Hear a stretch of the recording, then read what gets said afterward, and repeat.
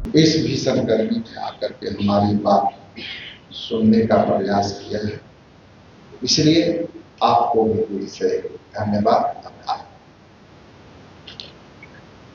आप जैसा कि जानते हैं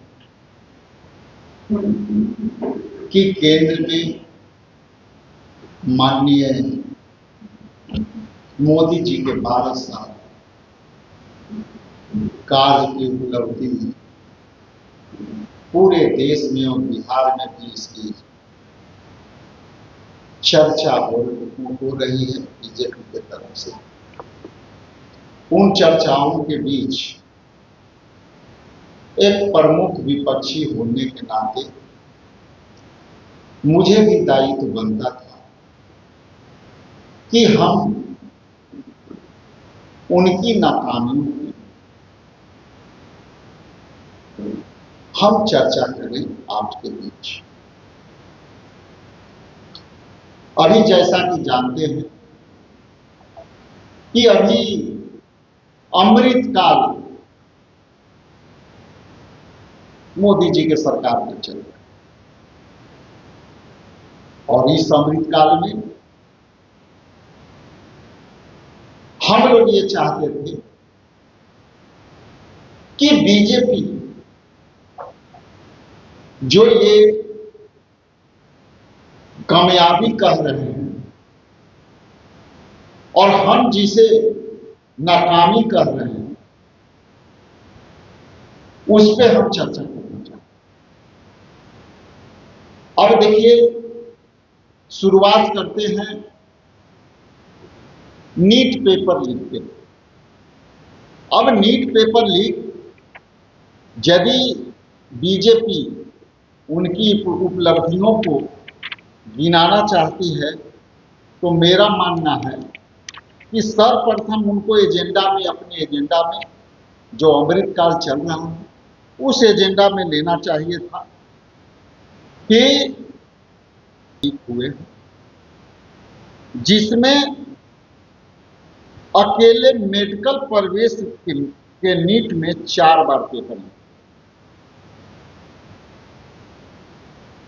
तो यदि उनके एजेंडे में ये नहीं आया है तो ये उपलब्धि बीजेपी प्रधानमंत्री की उपलब्धि के रूप में इसको पॉइंट यदि छूटा हो तो मैं जोड़ना चाहता हूं, ये उन्हें जोड़ना चाहिए।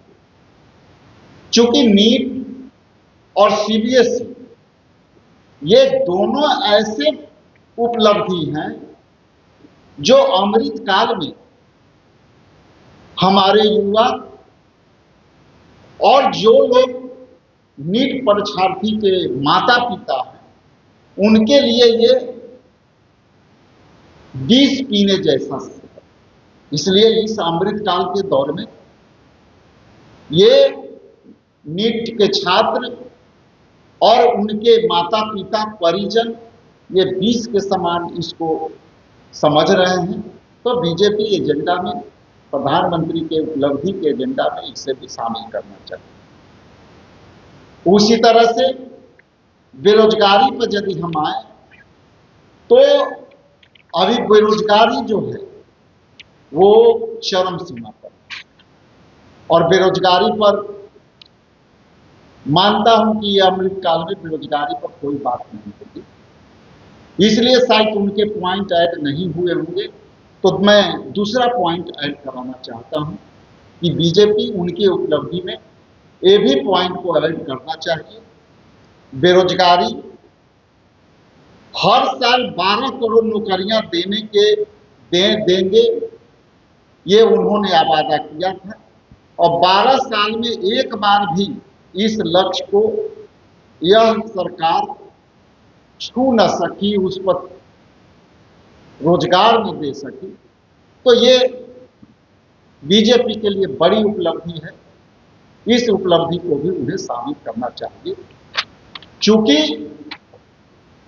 ये मैं नहीं कह रहा, ये देश में अब तक के सबसे ज्यादा युवा बेरोजगारी के स्तर को मोदी सरकार ने पहुंचाया है। CMIE 2022-23 के आंकड़ों के अनुसार 45.4% प्रतिशत युवाओं को युवा बेरोजगार हुए हैं। PLFS 2017-18 के आंकड़ों के अनुसार इस सरकार ने 45 साल के सबसे ऊंची दर 6.1% पर युवाओं के बेरोजगारी दर पहुंचा चुकी। ये स्पष्ट है आंकड़ों से कि इनकी उपलब्धि इससे ज्यादा हो ही नहीं सकती कि 45.5% बेरोजगारी बढ़ी हुई और इसकी दर बढ़ 6% दरें बढ़ी।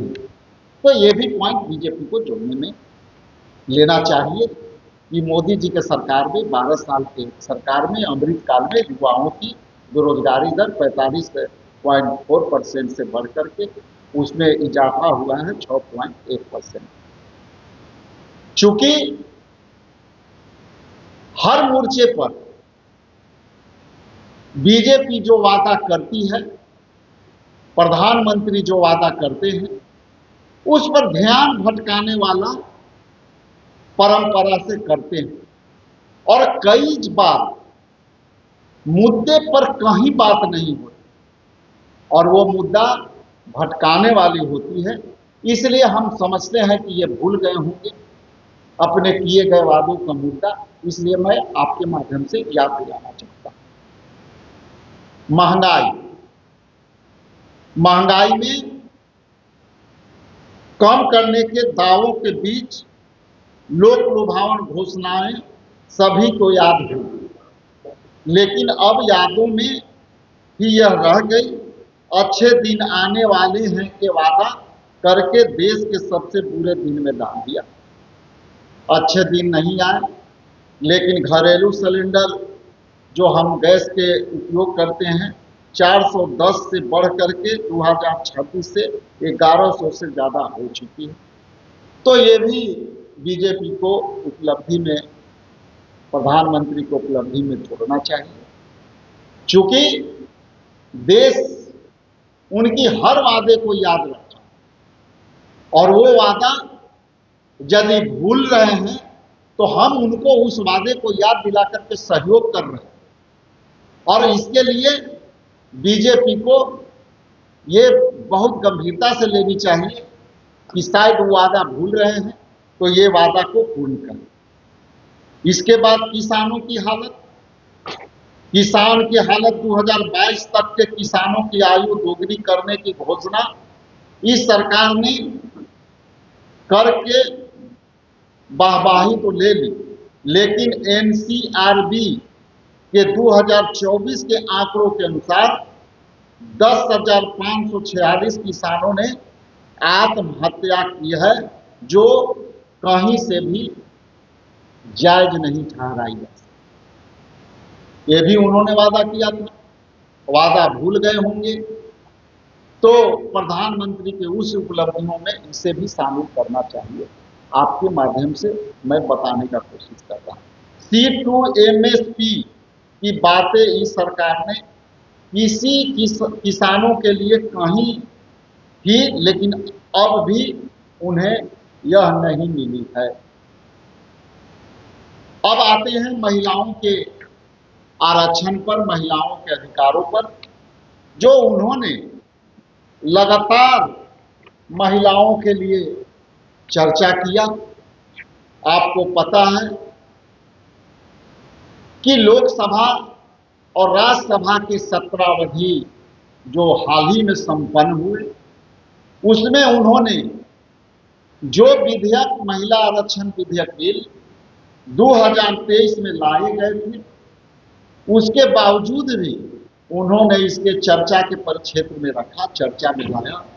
तो मैं याद दिलाना चाहता हूं कि साहब 2023 में हमारे नेता और हमारे यूपी अध्यक्षा सोनिया गांधी जी, राहुल गांधी जी और हमारे खड़गे साहब ने लगातार इसका संघर्ष का रूप दिया और लोकसभा में महिला आरक्षण बिल 2023 में लागू किया।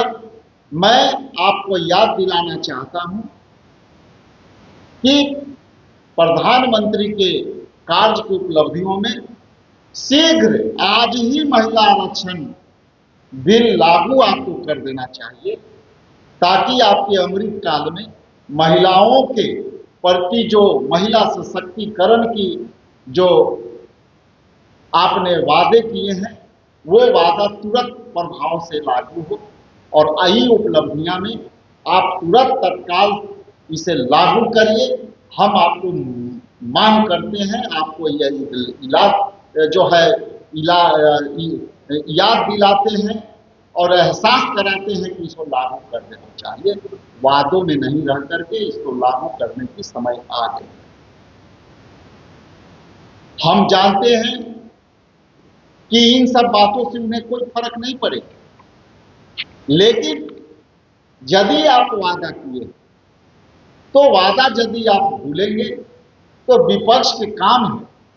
यह भारतीय राष्ट्रीय कांग्रेस पार्टी, हमारे नेता राहुल गांधी जी, खड़गे साहब, वेणु जी लगातार आपको सदन के अंदर याद दिलाते रहे कि आपकी अमृत काल में जिस तरह से बिहार के अंदर सारे प्रतियोगी परीक्षाओं के साथ और प्रतियोगी परीक्षार्थियों के साथ जिस तरह से अन्यायपूर्वक आप निपटने की कोशिश कर रहे हैं, ये युवा गर्मी में, धूप में और प्यासे आकर के आपने यहाँ एग्जाम देने आते हैं और आप हर इलेक्शन में नौकरी के वादे करके और उनको बहलाने के लिए आप प्रतियोगिता परीक्षा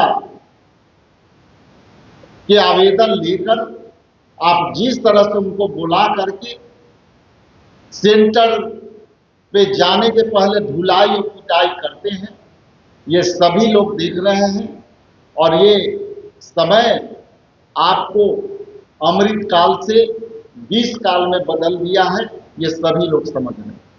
आज की घटना की चर्चा हम करना चाहेंगे कि जिस तरह से प्रतियोगी एग्जामिनेशन देने आए लोगों ने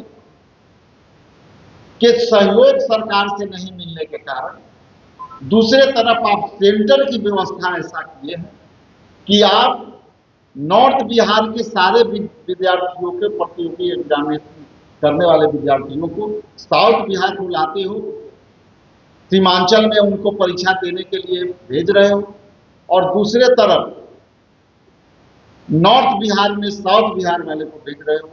तो ये आपको विजन, सरकार का विजन लोगों को परेशान करने वाली है और ये रवैया जो आपकी है ये जन विरोधी है, ये जनता के विरुद्ध है। जो अमृत काल आप कहते हो वो 20 काल के रूप में बदल गया है। इन्हीं चंद शब्दों के साथ आप सबका पुनः आभारी, धन्यवाद।